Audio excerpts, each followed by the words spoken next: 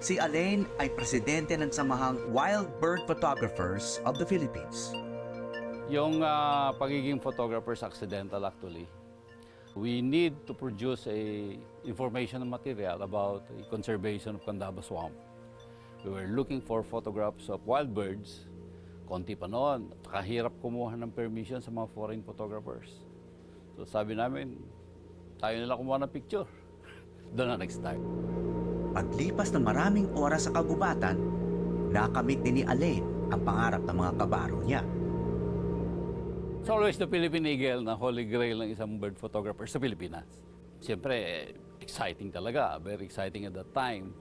Mahigit isang taon niyang binabalik-balikan sa gubat ang Philippine Eagle na si Sinabadan.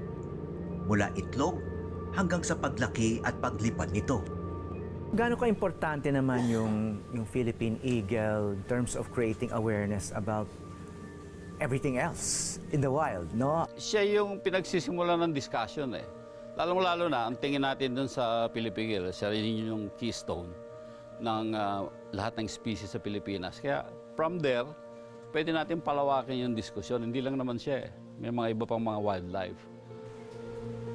Ang pagsubaybay niya sa agila ay naisalarawan niya sa isang libro. Nag-start yan dito, day -1. Nung nakita namin siya sa nest. Tapos, parents lang. And then, doon namin nakita na may iglog. May egg siya. Ito, 411 is the day when it pledged. Pag sinabi natin nag-pledge siya, nakalipat na siya from the tree nest to another tree.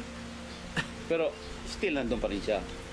Hanggat hindi siya tinataboy ng mga magulang niya, nandun lang siya.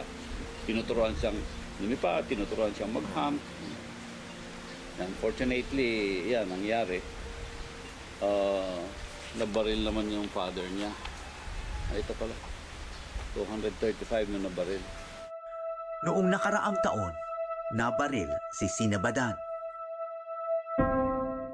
3 bala ng airgun ang nakita sa kanyang katawan. Nailigtas si Sinabadan at nasa pangangalaga ng Philippine Eagle Foundation.